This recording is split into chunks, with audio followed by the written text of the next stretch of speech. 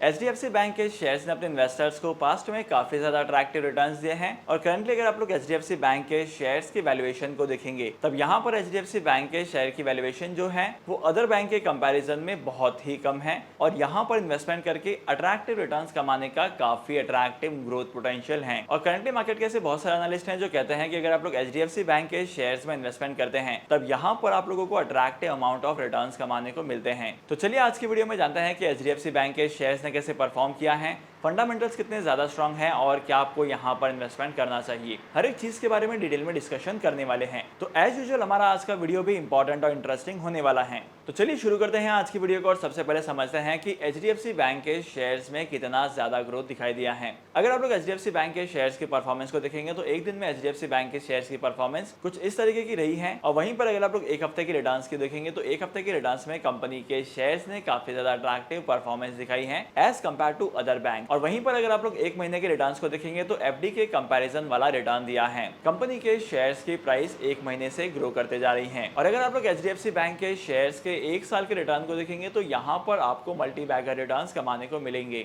और last but not the list अगर आप लोग इस कंपनी के शेयर्स की ग्रोथ को पिछले 5 साल में देखेंगे तब यहाँ पर ये ग्रोथ जो है वो फिनोमिनल रही है। लेकिन आखिर एचडीएफसी बैंक के शेयर्स में इतना ज्यादा ग्रोथ कैसे आ रहा है और यहाँ पर इन्वेस्टमेंट करना है कि नहीं, चलिए इसके बारे में डिस्कशन करते हैं। सबसे पहले समझते हैं कि एचडीएफसी बैंक के शेयर्स में इतना ज्यादा ग्रोथ क्यों आया है। रीजन नंबर 1 है एचडीएफसी बैंक और एचडीएफसी का मर्जर। एचडीएफसी और एचडीएफसी बैंक के मर्जर होने के बाद मार्केट में बहुत ही ज्यादा वोलेटिलिटी हुई थी एचडीएफसी बैंक के शेयर्स में, क्योंकि मार्केट में जितने भी म्यूचुअल फंड ने इन्वेस्टमेंट किया था उन्हें अपने इन्वेस्टमेंट के स्टेक को कम या ज्यादा करना पड़ा, क्योंकि म्यूचुअल फंड स्कीम्स के इन्वेस्टमेंट्स के रूल्स के हिसाब से मार्केट में इस म्यूचुअल फंड की स्कीम में किसी एक पर्टिकुलर कंपनी का स्टॉक एक सर्टेन परसेंट तक ही रह सकता है। तो सर्टेन परसेंट तक लाने के लिए बहुत सारे इन्वेस्टर्स ने शेयर्स को बाय किया। तो रिक्वायरमेंट को फुलफिल करने के लिए सर्टेन परसेंटेज तक उस वैल्यूएशन को लाने के लिए बहुत सारी कंपनीज ने इन्वेस्टमेंट किया। बहुत सारी कंपनीज की स्कीम्स ने अपने म्यूचुअल फंड इन्वेस्टमेंट्स के यूनिट को सेल कर दिया। इसकी वजह से कंपनी के शेयर्स की वैल्यूएबिलिटी काफी ज्यादा इंक्रीज हुई और यहाँ पर वैल्यूएशन पर इसका इम्पैक्ट पड़ा। सेकंड चीज, अगर आप लोग कंपनी के बिजनेस मॉडल को देखेंगे और कंपनी के रेवेन्यू मॉडल को देखेंगे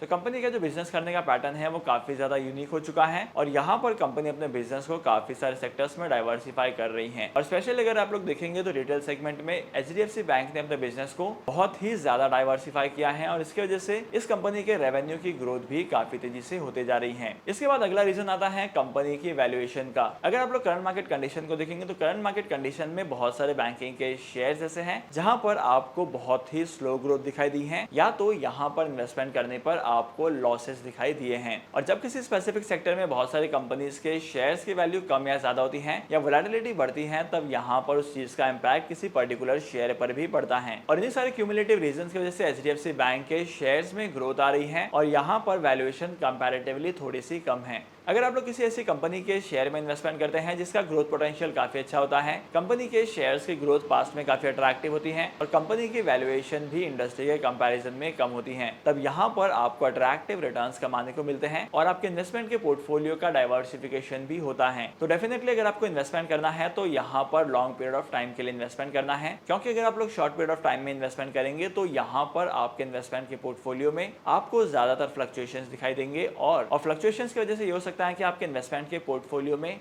आपको ज्यादा वोलेटिलिटी दिखाई दे और इस वोलेटिलिटी के चक्कर में आप अपने इन्वेस्टमेंट के डिसीजंस को चेंज कर दें। एचडीएफसी बैंक के शेयर्स में लॉन्ग टर्म के लिए इन्वेस्टमेंट करना ही एक बेस्ट ऑप्शन होगा। और सबसे बड़ा सवाल तो यह है कि अगर आप लोग इस कंपनी के शेयर में इन्वेस्टमेंट करते हैं तो आपको कितने रिटर्न्स एक्सपेक्टेड हैं। देखो, स्टॉक मार्केट में कौन सी कंपनी के शेयर्स कितने ज्यादा ग्रो करेंगे, कितने ज्यादा कंपनी के शेयर्स में वोलेटिलिटी आएगी, इस चीज के बारे में कह पाना बहुत ही ज्यादा मुश्किल होता है। तो अगर आप लोग एचडीएफसी बैंक के शेयर्स में इन्वेस्टमेंट करते हैं तो डेफिनेटली आपको अट्रैक्टिव रिटर्न्स मिलेंगे, लेकिन आपको कितने रिटर्न्स कमाने को मिलेंगे ये मार्केट की कंडीशन पर डिपेंड करता है। तो किसी भी कंपनी के शेयर में इन्वेस्टमेंट करने से पहले आपको आपकी खुद की रिसर्च करनी है और उसके बाद ही इन्वेस्टमेंट करना स्टार्ट करना है। आई होप कि आज के इस वीडियो का कंटेंट आपको वैल्यूएबल लगा होगा। डीमैट अकाउंट ओपन करने के लिए टॉप 3 ब्रोकर्स के लिंक मैंने आपको डिस्क्रिप्शन में दे दी है, वहां पर जाकर आप डीमैट अकाउंट ओपन कर सकते हैं और स्टॉक मार्केट में इन्वेस्टमेंट करना स्टार्ट कर सकते हैं। तो आज के इस इंपॉर्टेंट वीडियो को यहीं पर खत्म करते हैं। मैं आपको मिलूंगा अगली वीडियो में नए टॉपिक के साथ, एक इंटरेस्टिंग टॉपिक के साथ। तब तक के लिए signing off, happy investing and good bye.